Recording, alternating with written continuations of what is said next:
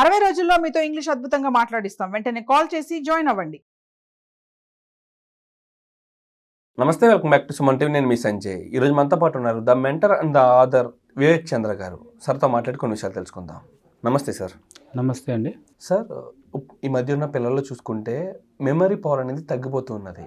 అసలు చదివింది గుర్తుపెట్టుకోకపోవడం అని, ఒకవేళ ఇక్కడ చదివిన సంథింగ్ నాకు అర్థమైంది గుర్తుంది అనుకుంటారు, కానీ ఎగ్జామ్ దగ్గరికి వెళ్ళిన తర్వాత అది మర్చిపోవడం అనేది జరుగుతుంది. అసలు మెమరీ పవర్ ఎందుకు ఇలా తగ్గిపోతుంది? అసలు దాన్ని పెంపొందించుకోవడానికి ఏమైనా మార్గాలు ఉన్నాయంటారా? తప్పకుండా అండి. ఏదైనా మెమరీ పవరే కాకుండా ప్రతి విషయం కూడా, ఎందుకంటే మనిషి తన పుట్టినప్పటి నుంచి కూడా ప్రతి అంశాన్ని నేర్చుకోగలిగాడు.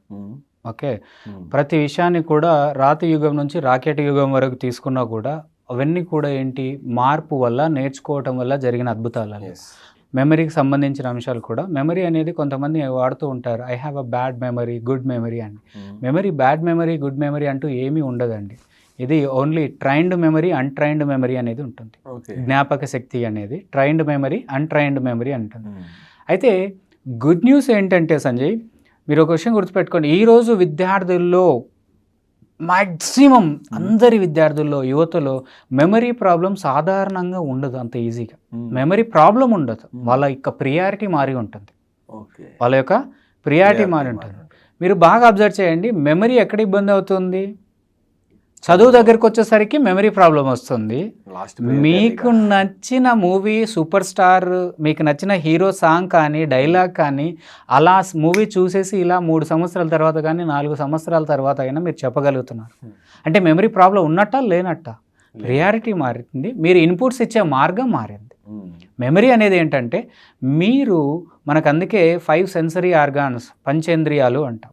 మీరు పంచేంద్రియాల ద్వారా ఇస్తున్నప్పుడు మీరు లెర్నింగ్ అనేది ఎలా ఇస్తున్నారు, ఇన్పుట్స్ ఎలా ఇస్తున్నారో యాక్సెస్ అవుట్పుట్ కూడా అంత క్లియర్గా, అంత ఎఫెక్టివ్గా, ఈజీగా ఉంటుంది.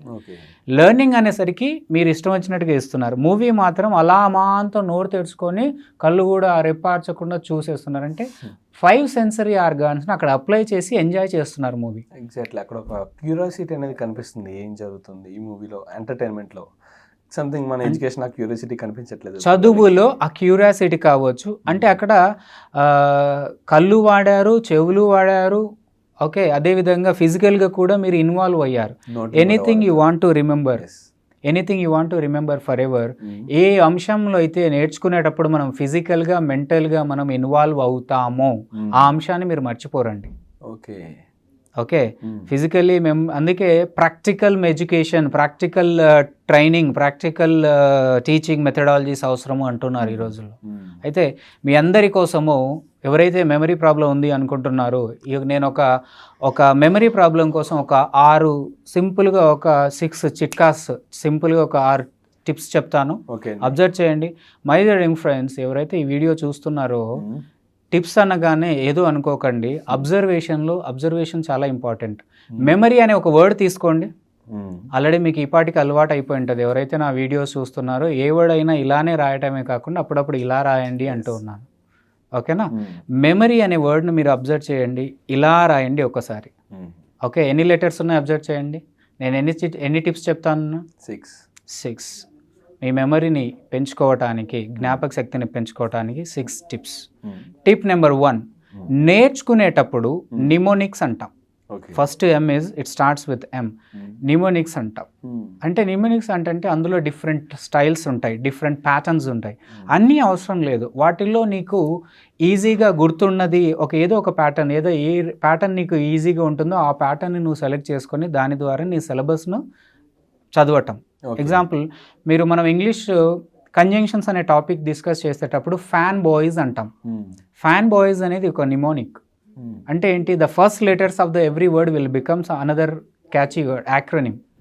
యాక్రోనిమ్ కావచ్చు, క్యాచీ వర్డ్స్ కావచ్చు. అంటే మీరు మీ సిలబస్ను గుర్తుపెట్టుకోవడానికి హుక్ అంటాం. ఒక హుక్ లాగా ఈజీగా, క్యాచీగా ఉండే కొన్ని షార్ట్ ఫామ్స్ను మీరు వర్డ్స్ని క్రియేట్ చేసుకోవటం. Step number 1 memory. Step number 2 వచ్చేసి మనకు ఏం చేద్దాము అంటే, ఈఫర్డ్ ఎక్స్ప్లెయిన్ టు అదర్స్.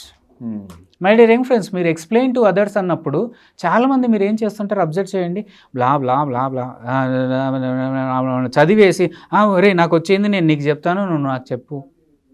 అని చెప్పేసి బుక్ మడతెట్టేసి చేతులు కట్టుకొని చాలా ఇన్నోసెంట్గా మీ ఫ్రెండ్కి చెప్తున్నారు కదా.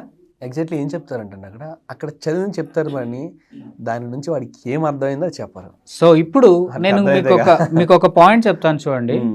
ఈ మెథడ్ని యాక్చువల్గా ఇది పని చేస్తుందంటే చేస్తుందండి. మీరు టీచర్లను చాలామంది టీచర్లను అడగండి, కాలేజీలో యూనివర్సిటీలో పుస్తకాలలో చదివి నేర్చుకున్న దానికంటే వేరే వాళ్ళకు చెప్పటం వల్ల ఎక్కువ నేర్చుకున్నాము అంటూ ఉంటారు. టీచర్లు అందరూ అదే పరిస్థితి, చెప్పేటప్పుడు ఎక్కువ నేర్చుకుంటారండి వాళ్ళు ఎగ్జామ్స్కి ప్రిపేర్ అయ్యడం కంటే కూడా. ఈరోజు ప్రపంచ విజేతలను కూడా తీసుకోండి, వాళ్ళు రియల్ లైఫ్లో ఎక్కువ నేర్చుకున్నాం చేస్తూ వేరే వాళ్ళకి చెబుతున్నప్పుడు అయితే విద్యార్థులకు ఎవరైతే ఎగ్జామ్స్కి ప్రిపేర్ అవుతున్న వాళ్ళ కోసం ఒక చిన్న 2 మార్గాలు చెప్తాను. ఫస్ట్ స్టెప్ ఏంటంటే, మీరు ఏ సబ్జెక్ట్లో అయితే మీరు మాస్టరో, మీరు you are good at a subject. మీరు మ్యాథ్స్ గుడ్ అనుకోండి, మీరు ఏదైతే గ్యాంగ్ ఉంటుంది కదా, మన గ్రూప్ ఏదైతే ఉంటుందో, మీ గ్రూప్కు మీరు రోల్ ప్లేస్ చేయండి. మీరు ఫర్ 1 అవర్ లేదా ఫర్ 15 మినిట్స్ మీరు ఫ్యాకల్టీ ఆఫ్ మ్యాథ్స్ ఫ్యాకల్టీగా యాక్ట్ చేయండి. మిగిలిన స్టూడెంట్స్ని వినమనండి. ఒకడికి చెప్పడం కాకుండా you act as a faculty, మిగిలిన స్టూడెంట్స్ని ఆ ప్రాబ్లమ్ను వినమనండి. ఇలా అలాగే మీ గ్రూప్లో కొంతమంది ఫిజిక్స్లో బెటర్గా ఉంటారు, కొంతమంది కెమిస్ట్రీలో బెటర్గా ఉంటారు, కొంతమంది ఇంగ్లీష్లో బెటర్గా ఉంటారు. ఇలా మీరు ఏం చేయండి అంటే మీ రోల్స్ని, మాస్టర్ రోల్ను రొటేట్ చేయండి. అప్పుడు ఏమవుతుంది, మీ ఫ్రెండ్ చెప్పింది వింటున్నప్పుడు ఫన్నీగా ఉన్నా, కొంచెం అటు ఇటుగా జోక్స్ వేసుకున్నా కూడా, బట్ సబ్జెక్టే డ్రైవ్ అవుతూ ఉంటుంది కాబట్టి ఆటోమేటిక్గా మనకు రిటెన్షన్ అనేది పెరుగుతుంది. Exactly point number 1. ఇంకొక విషయం కూడా మీరు చేయొచ్చు. ఈ రోల్ ప్లే అనేది అదిలాగే సరిపోదు సార్, ఇంకా కొంచెం క్రేజీగా కావాలి అనుకుంటే మీరు ఏం చేయండి అంటే, you are the expert of maths expert అనుకోండి, మీరు గ్లోబల్ ఎక్స్పర్ట్, గల్లీ ఎక్స్పర్ట్ నుంచి మీరు గ్లోబల్ ఎక్స్పర్ట్ అనుకోండి. మీరు ఒక ఇంటర్నేషనల్ ఛానల్కి చీఫ్ గెస్ట్గా ఇంటర్వ్యూ ఇస్తున్నారు ఎక్స్పర్ట్గా.